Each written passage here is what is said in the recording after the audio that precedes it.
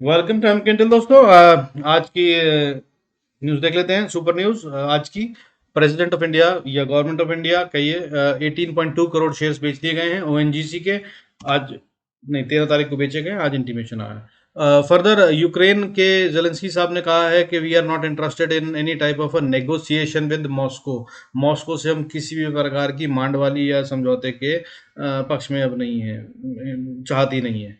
खत्म हो गई बात, बहुत हो गया, ठीक है। So after the destruction of Ukraine military factory, उनका ये कहना है।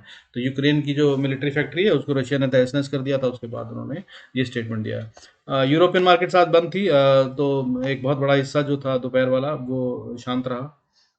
तो कल खुलेंगी, कल असली वाला गेम शुरू होगा, क्योंकि जब सारे बैठेंगे। इससे पहले हम मार्केट क्लोज थे, है ना। तो उसके बाद अमेरिका बंद था गुड फ्राइडे पे, और यूरोप भी बंद था। और आज Europe in the event of eve of Easter it was close, वैसे ही जैसे हम दिवाली के बाद छुट्टी करते हैं।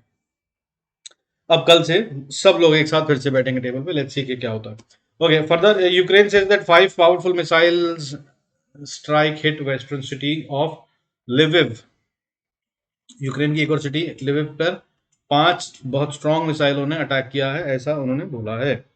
ओके, फर्दर मैंने बता दिया आपको ओएनजीसी वाली रिपोर्ट। प्रेसिडेंट्स ऑफ इंडिया ने 18.2 करोड़ शेयर बेचे हैं ओपन मार्केट में। और फर्दर पेट्रोल कंजम्पशन अप्रैल में ड्रॉप हो गई है भयंकर रूप से, जो भी 99% प्री कोविड लेवल पे पहुंच गई थी मार्च के एंड तक। तो अभी बहुत सीवियर ड्रॉप आया है, और वो ड्रॉप ऐसा है कि 10% का पेट्रोल में और 15.6% का डीजल में ड्रॉप आ गया है, ठीक है, in the first half of April month, पहले 15 दिन में। आगे क्या होगा, और इसका कारण बताया जा रहा है higher prices of fuel, which is right. और इसी वजह से आगे क्या हो रहा है, आज wholesale price inflation, wholesale price inflation data भी रिलीज हुआ है, जिसमें भयंकर रूप से रिकॉर्ड हाई prices दिखाई गई हैं। Inflation is at 14.55%, and that to the reason has been given is high fuel prices and commodity prices. और इन सब के बीच में अच्छी खबर, केजीएफ चैप्टर 2 रिलीज हो गई, 2 दिन के अंदर उसने 230 करोड़ रुपए कमाए हैं। That is a very good news for PVR INOX. इन दोनों के पास ही सबसे ज़्यादा स्क्रीन्स हैं, और वहाँ पर ये चल रही है पिक्चर, और ये कमा रहे हैं। ये शेयर डूबे भी हुए थे कोरोना के टाइम से, काफ़ी टाइम से, क्योंकि पिक्चरें लग नहीं रही थी, पब्लिक जा नहीं रही थी, तो इनके प्रॉफिटेबिलिटी बहुत भयंकर रूप से इम्पैक्टेड थी। अब इसके साथ, इस पिक्चर के साथ, they probably are getting back in trade. इससे पहले अभी तक किसी भी पिक्चर ने इतना अच्छा नहीं करा है। Kashmir files did pretty recently, और अब ये अच्छा कमा रही है, तो good for the share holders of PVR and INOX. Further Muthoot finance company ने अप्रूव कर दिया है डिविडेंड ऑफ ₹20 पर शेयर। तो आज जैसा मैंने बताया, एफआईएस ने बढ़िया सेलिंग करी थी, जिसकी वजह से ये नतीजे आए। तो एफआईएस ने क्या सेलिंग करी, 6,387.45 करोड़ की, 6,387.45 करोड़ की सेलिंग करी उन्होंने आज, ठीक है। और मुझे जो दिख रहा है डेटा चार्ट को देख के समझ में कुछ ऐसा आ रहा है कि सुबह ही कर दी थी वो उन्होंने, और उसके बाद वो दिन में दोपहर तक इंतजार करते रहे कि कोई तो आओ, कोई तो आओ खरीदने के लिए, कोई नहीं आया। फिर उसके जाने के बाद उन्होंने जब थक गए, उन्होंने कहा यार कोई नहीं लगता आ रहा। तो फिर फाइनली डीआईएस ने दोपहर को आखिरी में 2 बजे के आसपास, 2:30 बजे के आसपास बाइंग शुरू करी, और मार्केट की रिकवरी करवा दी। तो ना कहीं पहुंच नहीं पाए, ठीक है। फर्दर जहां खुले थे वहीं बंद हो गए, हालांकि गैप डाउन की वजह से बहुत बड़ा डेंट तो आ ही गया है। और अभी आज डीआईएस ने 3,300 करोड़ की, 3,341.96 करोड़ की, 3,341.96 करोड़ की सेलिंग करी है, और जिसकी वजह से मार्केट ने आखिरी में रिकवरी दिखाई। With this buying and selling of FIIs and DIIs, April के मंथ का स्टेटस ये है कि एफआईआईज ने अप्रैल मंथ में टोटल सेलिंग करी है 17,149.87 करोड़, और डीआईआईज ने बाइंग करी है 10,087.08 करोड़। और एफआईआईज ने जो सेलिंग करी है इस साल में, वो हो गई है, इस साल मतलब जनवरी से लेकर अप्रैल तक टोटल सेलिंग हुई है एफआईएस की तरफ से 1,47,497.60 करोड़, और डीआईएस ने बाइंग करी है 1,13,776.38 crore. Please go through the disclaimer before we get on to the bank and Nifty bank. आइए देख लेते हैं। Status for Nifty and bank Nifty. तो निफ्टी खुला हुआ है, निफ्टी के अंदर आज देखिए इतना बड़ा गैप डाउन था, लगभग 200-250 पॉइंट सीधा नीचे खुली थी, 250 पॉइंट, और फिर उसके बाद छोटी सी कोशिश रिकवरी की हुई और उसके बाद सीधा नीचे, उसके बाद और फिर यहाँ पे जो मैं बता रहा हूँ कि थक जाने के बाद उनकी सेलिंग के बाद एफआईएस की डीआईएस ने यहाँ पे बाइंग शुरू करी आखिरी वाला 1 घंटे 1.5 घंटे में, और उसके बाद फिर ये ऊपर क्लोज कर दिया गया। लेकिन ऊपर क्लोज करने के बाद भी अपने ओपनिंग पॉइंट को भी नहीं हम छू पाए हैं, और मैंने बताया ही था जैसे कि पिछले वीडियो में भी कि 17,200 will be a great support. यहाँ तक अगर मार्केट आएगी तो यहाँ से बहुत चांसेस हैं कि सपोर्ट लेके बाउंस कर जाए, लेकिन क्योंकि ये सीधा गैप डाउन से ब्रीच कर दी गई और नीचे हो गया, तो अब ये रेजिस्टेंस बन गई है, और अब 17,200 को पार करना will be a task and it will be a must to retain the वापस के अपने लेवल्स। ठीक है, तो नीचे से अगर ऊपर जाएं तो क्या लेवल है, सबसे पहला लेवल है 17,200, इसको पार करके अगर निफ्टी ऊपर जाता है, निफ्टी स्पॉट की बात कर रहे हैं हम, तो अगला रेजिस्टेंस फेस करेगी ये 17,245-50 के आसपास, और अगर इसको पार कर लेती है तो 17,340 विल बी अ रेजिस्टेंस।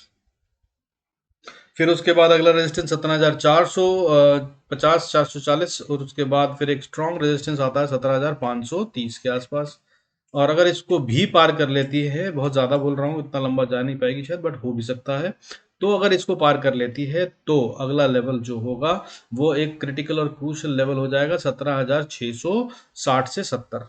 इसको पार करने के लिए तो कम से कम एक अलग दिन लगेगा, कल ही ये सीधा इसके भी पार चली जाएगी, ऐसा नहीं हो सकता, इतना लंबा पैसा नहीं लगेगा। ठीक है, हो भी जाए खैर कोई बात नहीं, अगर हो जाए तो देखेंगे, बहुत ही अच्छा होगा, वी विल एंजॉय। तो 17,670 तक आप देख सकते हैं, यहाँ से एक फिर से रिट्रेस हो सकती है मार्केट। और अगर नीचे की तरफ की बात करें तो नीचे की तरफ मार्केट अगर जाती है तो सबसे पहला सपोर्ट जो बनता है वो 17,080 पे बनता है। 17,080 के बाद जो अगला सपोर्ट बनता है वो 16,990 या 17,000 मान लीजिए। 17,000 बहुत ही क्रिटिकल और क्रूशियल लेवल है। अगर यहाँ पर निफ्टी आता है स्पॉट तो यहाँ से इसको बाउंस कर लेना चाहिए, जिसकी बहुत ज़्यादा हाई प्रोबेबिलिटी भी है, और वापस की तरफ चल पड़ना चाहिए। हालांकि डेटा बहुत नेगेटिव बना हुआ है, डाउन साइड ज़्यादा दिख रही है। तो अगर इसने 17,000 को तोड़ा तो ये नीचे की तरफ जाएगी, और नीचे की तरफ अगर मैं बात करूं तो ये लेवल जो है बहुत ज़्यादा सीरियस वाले निकल आते हैं। ठीक है, इसके बाद पहली बात तो कि जो इस 17,000 को अगर ब्रीच कर दिया तो सीधा 16,100 लेवल के गेट्स खुल जाएंगे। मैं नहीं कह रहा हूँ चली जाएगी, बट 16,000 तक के गेट खुल जाएंगे। फिर जो हम अगली सपोर्ट, जिस स्ट्रॉन्ग सपोर्ट की हम बात करेंगे, वो 16,100 होगी। तो 17,000 अगर ब्रीच करती है तो अगला लेवल जो होगा वो सपोर्ट का, स्ट्रॉन्ग सपोर्ट का, वो होगा 16,885। 16,885 को अगर ये रिटेन कर लेती है तो 16,800, और 800 के बाद 800 750 के बाद 750 से 800 का रेंज मान लीजिए, इसको अगर पार कर लेती है नीचे की तरफ तो फिर ये 16,600 अगला लेवल आता है, और इससे भी ज़्यादा नीचे जाना नहीं चाहिए कल तक के लिए मेरे ख्याल से। That be good for tomorrow. तो बाकी हम अगले वीडियो में बात करेंगे। आइए देख लेते हैं बैंक निफ्टी को। बैंक निफ्टी का स्टेटस क्या है और उसके लेवल्स कैसे रहेंगे। उसमें भी जो लेवल्स मैंने बताए थे बहुत अच्छे से ऑनर हुए हैं। ठीक है, मैंने एक ये लेवल बताया था 36,600 बताया था मैंने, इससे थोड़ा सा नीचे चलेगी मार्केट 36,500 480 के आसपास। तो 100 सवा 100 पॉइंट बैंक निफ्टी में कुछ नहीं होता है, और उसी लेवल से बहुत अच्छे से सपोर्ट लेके ऊपर की तरफ आई है। बट अब ये नो मैंस लैंड में है। ठीक है, ये भी वही काम करा है, जहाँ खुली वहाँ तक भी नहीं पहुंच पाई, उसके नीचे ही बंद हुई है, और गैप गैप की तो बात ही छोड़ दीजिए, वो फिल करना है, वो कब करेंगे देख लेंगे, लेकिन अभी फिलहाल वीकर साइड पे ही सिग्नल्स हैं। तो आइए क्विकली देख लेते हैं कि लेवल्स क्या क्या होंगे कल के ट्रेड के लिए। तो अगर बैंक निफ्टी की बात कर रहे हैं हम, बैंक निफ्टी स्पॉट की, अगर बैंक निफ्टी ऊपर की तरफ जाना शुरू करता है तो पहला तो रेजिस्टेंस सबसे पहले 37,000 को मान लीजिए। 36,900 से 37,000 will be a task for bank Nifty to cross. अगर इसको पार कर लेती है तो अगला लेवल जो है वो 37,180 से लेकर 280 का लेवल होगा, और 280 पे काफ़ी चांसेस हैं कि वापस नीचे की तरफ धकेल दी जाए, यहाँ पे सेलिंग प्रेशर आएगा। और अगर इसको पार कर लेती है तो अगला लेवल जो होगा वो 36,600 से 650, और उससे ऊपर अगर जाती है तो बहुत स्ट्रॉन्ग वाली एक रेजिस्टेंस अब बन गई है जिससे फेस करेगी ये, दैट विल बी 38,000। 37,950 से 38,000 तक ये एक स्टिफ रेजिस्टेंस बन गई है। अब ऊपर जाने के लिए पहले हमें इसको सेटल करना होगा, तभी हम सोचेंगे कि हम ऊपर जा रहे हैं। उससे पहले ट्रेंड अभी फिलहाल नीचे का ही है और वीक है। हालांकि बियरिश नहीं हुआ है अभी मैं कह रहा हूँ, बट वीक है, स्ट्रेंथ नहीं है। अब हम बियरिश की तरफ बढ़ रहे हैं, ठीक है। तो अगर हम नीचे की तरफ जाते हैं तो क्या होगा, तो पहला लेवल जो है वो होगा 36,500 से 450, और इसको अगर हम पार कर लेते हैं नीचे की तरफ तो होगा अगला level 36,200।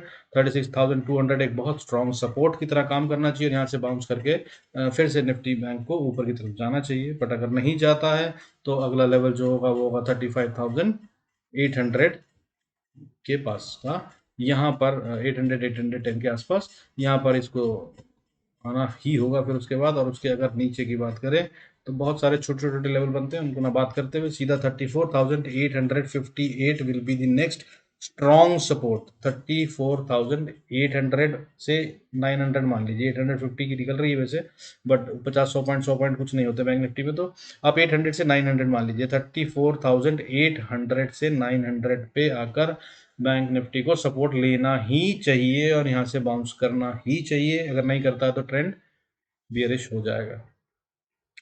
Hope these levels will help you trade. Do good trades, be profitable. God bless you all. Stay connected. Thank you so much. See you in next video.